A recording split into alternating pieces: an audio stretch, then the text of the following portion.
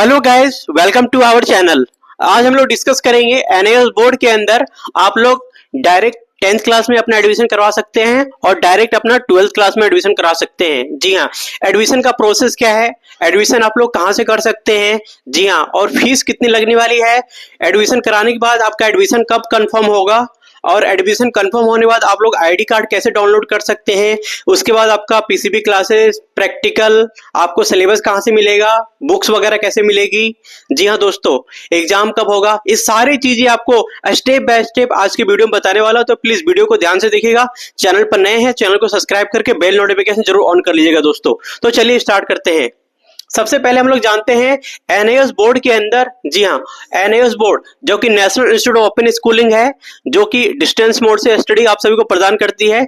इसके अंदर जो स्टडी आप लोग कर सकते हैं, डायरेक्ट 10th क्लास और डायरेक्ट 12th क्लास में एडमिशन आप लोग करवा सकते हैं।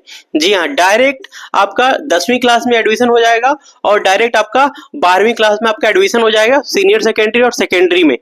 जी हाँ, अब देखिए, अगर आप लोग कभी पढ़ाई नहीं किए हैं, आज तक आप लोग पढ़ाई नहीं किए हैं, तो आप लोग डायरेक्ट 10वीं क्लास में अपना एडमिशन करवा सकते हैं। और 10वीं क्लास एडमिशन के लिए क्लास 10th में अगर आपको एडमिशन लेना हो तो आपको क्या क्या डॉक्यूमेंट लगने वाला है, उस पर हम लोग पहले डिस्कस कर लेते हैं। देखिए, सबसे पहली बात तो आपको 7वीं 8वीं 9वीं 10वीं 7वीं 8वीं 9वीं की कोई सर्टिफिकेट हो या मार्कशीट हो तो आप लोग लगा सकते हैं। अगर आपके पास नहीं है तो आप लोग सेल्फ डिक्लेरेशन, ठीक है ना, डॉक्यूमेंटेशन की हम लोग बात कर लेते हैं। अगर आप लोग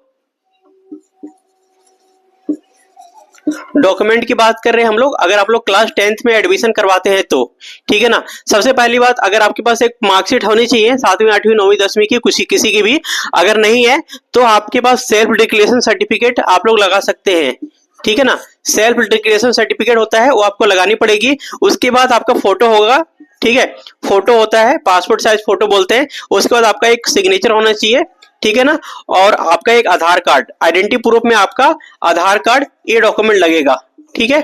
और आपके एज लिमिट की हम लोग बात कर लेते हैं साथ में। अगर आप 10वीं क्लास में एडमिशन करा रहे हैं तो मिनिमम एज लिमिट होती है वो आपको बता देता हूं। मिनिमम एज लिमिट 14 ईयर आपकी होनी चाहिए, ठीक है ना। एज लिमिट की बात कर लेते हैं, एज लिमिट कितनी होनी चाहिए, तो मिनिमम एज लिमिट कितनी होनी चाहिए, 14 ईयर। 14 ईयर अगर आपका होगा तो आप 10वीं क्लास में अपना एडमिशन आप करवा सकते हैं। और मैक्सिमम एज लिमिट की बात करें तो मैक्सिमम एज लिमिट कुछ नहीं है, मैक्सिमम एज लिमिट में आपकी कितनी भी उम्र हो आप अपना एडमिशन आराम से करवा सकते हैं, ठीक है ना। इसमें नो लिमिट है, क्या है, नो लिमिट है। आप इसके अंदर कोई भी एज के हो आराम से अपना एडमिशन 10वीं क्लास में आप लोग करवा सकते हैं गाइस, ठीक है। पढ़ाई जो होगी, स्टडी आपकी होगी ऑनलाइन माध्यम से होगा। ये सारी चीजें आपको ऑनलाइन सिलेबस वगैरह वेबसाइट पे मिल जाएगा, एनआईएस बोर्ड का ऑफिशियल वेबसाइट से, ठीक है ना। उसी तरीके से अगर आप डायरेक्ट 12th क्लास में, क्लास 12th में सीनियर सेकेंडरी में अपना एडमिशन आप लोग करवाते हैं 12वीं क्लास में, तो उसके लिए भी सेम डॉक्यूमेंट है। आपकी 10वीं की मार्कशीट लगेगी, क्लास 10th की क्या लगेगी, मार्कशीट। क्लास 10th की मार्कशीट, 10वीं पास होंगे तभी आप 12th में एडमिशन करा पाएंगे। विदाउट 10th पास आप डायरेक्ट 12th में एडमिशन नहीं होता है। अगर आपसे कोई ऐसा बोलता है तो गलत है, ऐसा बिल्कुल भी नहीं होता है। और आप लोग 10th एंड 12th में 1 ईयर के गैप कंपलसरी है, तो अगर आप लोग 10th पास करके डायरेक्ट 12th में एडमिशन कराते हैं विदाउट गैप, तो एनआईएस बोर्ड ऑटोमेटिकली गैप वो ले लेता है। पेपर आपका कुछ पहले पब्लिक एग्जाम में होगा, उसके बाद फिर दूसरा बाकी के जो पेपर होंगे वो नेक्स्ट पब्लिक एग्जाम में होगा, ठीक है ना। गैप वो मेंशन कर लेगा, उसके लिए आप बेफिक्र रहिए। सेम डॉक्यूमेंट इसके अंदर भी लगेगा, आपका आधार कार्ड, फोटो, सिग्नेचर, मार्कशीट, ये जो डॉक्यूमेंट मैंने बताया है, ये सारे डॉक्यूमेंट आपको इसके अंदर ही लगेगा, ठीक है। अब देखिए, एडमिशन आप लोगों ने करा लिया। एडमिशन बेसिकली जो है एनआईएस बोर्ड का जो ऑफिशियल वेबसाइट है NIOS, ठीक है, national institute of open schooling, इसका जो ऑफिशियल वेबसाइट है, ऑफिशियल वेबसाइट इसी से लेना है जी, आपको कहीं से नहीं जा, online website, online official website पे एडमिशन होगा।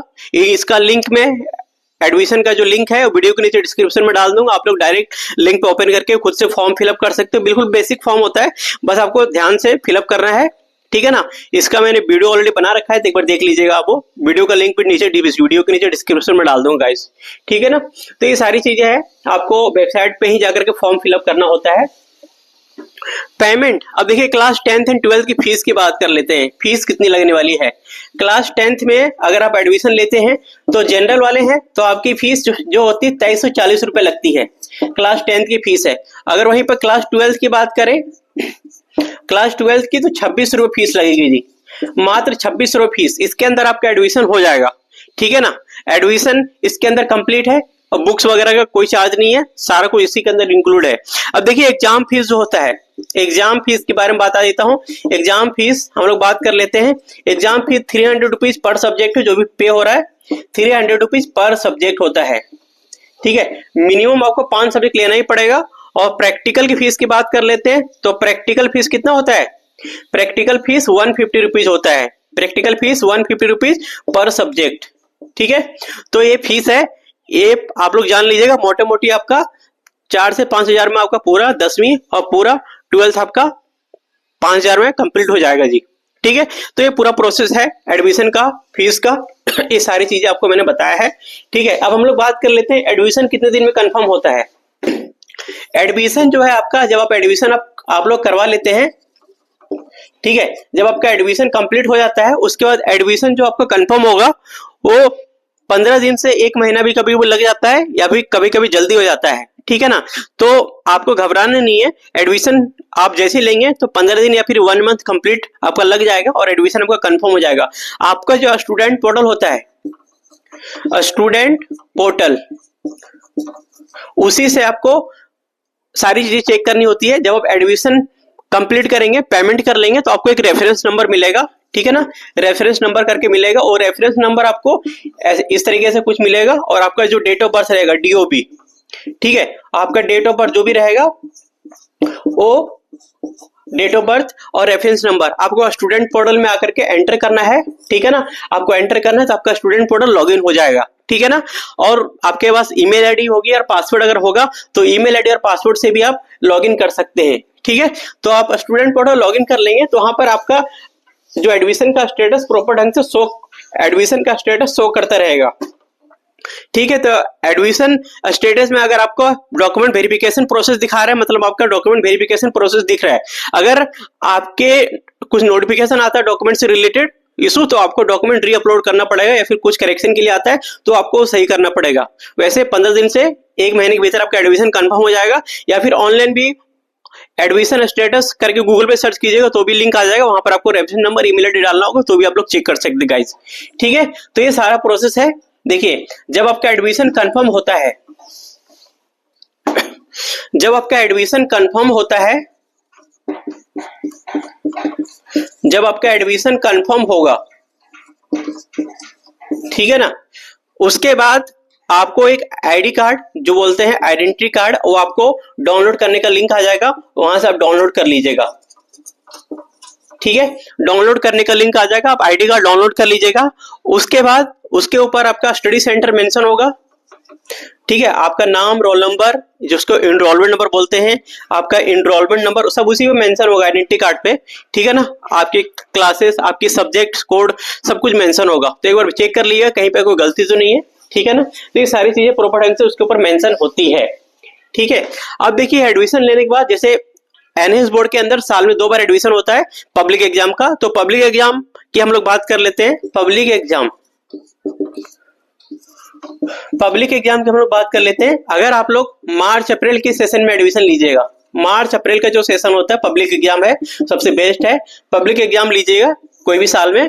और दूसरा जो होता है अक्टूबर नवंबर का जो सेशन होता है, ठीक है ना, अक्टूबर नवंबर का सेशन होता है। अगर आप लोग मार्च अप्रैल में लीजिएगा तो इसका कब पीसीबी क्लासेस होती है, प्रैक्टिकल एग्जाम कब होगा वो डिस्कस कर लेते हैं। सबसे पहली बात तो मार्च अप्रैल का, देखिए मार्च अप्रैल में आप अगर एडमिशन लेंगे तो इसकी जो एग्जाम फीस का जो टाइम होता है, एग्जाम फीस बेसिकली नवंबर से जनवरी के बीच में आपको एग्जाम फीस सबमिट करना होता है, एग्जाम फीस, ठीक है। एग्जाम फीस नवंबर मंथ से जनवरी के बीच में आपको एग्जाम फीस सबमिट करना होता है दोस्तों, एग्जाम फीस, ठीक है। एग्जाम फीस जो मैंने बताया था 300 रुपए पर सब्जेक्ट और 150 रुपए प्रैक्टिकल फीस, ठीक है। उसके बाद जो पीसीबी क्लासेस आपकी होगी, पीसीबी क्लासेस वो इंपॉर्टेंट होती है, आप लोग ले सकते हैं। बाकी थ्योरी वाली आप लोग नहीं लेंगे तो चलेगा, लेकिन प्रैक्टिकल वाला लीजिएगा क्योंकि उसके मार्क्स जुड़ते हैं 10-10 नंबर सबके। तो पीसीबी क्लासेस आपके जनवरी और फरवरी में होंगे, जनवरी और फरवरी के मंथ में पीसीबी क्लासेस होंगे। पीसीबी क्लासेस का बकायदा हॉल टिकट आएगा, तो आप स्टूडेंट पोर्टल से लॉगिन करके उसको डाउनलोड कर सकते हैं गाइस, ठीक है। तो ये हो गए हमारे एग्जाम फीस और पीसीबी क्लासेस। अब देखिए प्रैक्टिकल कब होगा, इसके जो प्रैक्टिकल होंगे भैया, प्रैक्टिकल इसके जो होंगे वो मार्च 16 तारीख से इसके प्रैक्टिकल स्टार्ट हो जाएंगे। मार्च 16 से क्या हो जाएगा, प्रैक्टिकल इसका स्टार्ट हो जाएगा जी। तो 16 मार्च से बाद प्रैक्टिकल स्टार्ट हो जाता है, तो आपके सब्जेक्ट के हिसाब से आपका जो सब्जेक्ट होगा उसके हिसाब से डेट आएंगे, हॉल टिकट, और उसमें प्रैक्टिकल वगैरह सारी चीजें मेंशन रहेगी, और एग्जाम प्रैक्टिकल कहां पर होने वाला है वो भी मेंशन रहेगा उसके अंदर बाकायदा। ठीक है, प्रैक्टिकल के बाद एग्जाम का आता है। तो एग्जाम बेसिकली हर साल जो होता है अप्रैल और मई के महीने में होता है। देखिए अप्रैल और मई के महीने में हर साल एग्जाम होता है, तो अप्रैल और मई के महीने आपको हर साल एग्जाम देना है। ठीक है, उसके लिए रेडी रहना है। उसके बाद अक्टूबर नवंबर की बात कर लेते हैं हम लोग। अक्टूबर नवंबर में अगर आप लोग एडमिशन लेते हैं अक्टूबर और नवंबर में, ठीक है, अक्टूबर नवंबर में अगर आप लोग एडमिशन लेते हैं तो उसका जो एग्जाम फीस आपको पे करना है वो जून जुलाई में होता है और अगस्त तक ये चलता है। जून जुलाई अगस्त के मंथ में आपको बीच में एग्जाम फीस का ऑप्शन आ जाएगा। और टीएमए भी देखिए, टीएमए मैंने बता देता हूँ, टीएमए भी होता है ट्यूटर मार्क असाइनमेंट, जो बहुत इंपॉर्टेंट है, वो भी आपको अगस्त तक सबमिट करना होता है जी। टीएमए बिल्कुल फ्री का मार्क्स है, आपको सबमिट करना है। ठीक है, 20 नंबर का हर सब्जेक्ट टीएमए होता है, वो आपको जमा करना है। ठीक है, उसके बाद इसका भी एग्जाम और प्रैक्टिकल होगा। देखिए इसका प्रैक्टिकल आपका सितंबर में करवाया जाएगा, सितंबर में इसका प्रैक्टिकल करवाया जाएगा आपसे। और उसके बाद एग्जाम जो होगा, इसका मेन एग्जाम जो होता है थ्योरी का एग्जाम, वो आपका अक्टूबर मंथ में और नवंबर मंथ में इसका एग्जाम करवाया जाएगा। ठीक है ना, तो ये पूरा पेपर का शेड्यूल है पब्लिक एग्जाम का, जो मैंने बताया है इस तरीके का प्रोसेस है। और टीएमए भी सबमिट करना कंपलसरी है, पीसीबी क्लासेस, आपका प्रैक्टिकल, बुक्स। और बुक्स की बात कर लेते हैं लास्ट में। देखिए बुक्स वगैरह क्या है, आपके जो एड्रेस दिया होगा एडमिशन लेते टाइम उसी एड्रेस पर बुक्स आ जाता है। कभी कभी लेट होगा या डिले होगा तो आपको वेट करना रहेगा, या फिर बाहर से भी बुक्स आप नियर बाय मार्केट से बुक्स खरीद सकते हैं। एनएस बुक्स हर जगह अवेलेबल आज के टाइम में दोस्तों, आप ऑनलाइन भी फ्लिपकार्ट अमेजन से भी खरीद सकते हैं। ठीक है ना, तो दोस्तों इसी तरह की वीडियो के लिए बने रहिए हमारे चैनल ज्ञान टेक गुरुजी पर। वीडियो कैसा लगा कमेंट बॉक्स में कमेंट करके जरूर बताइएगा। मिलते हैं आपको अगली वीडियो में, तब तक के लिए थैंक यू, जय हिंद।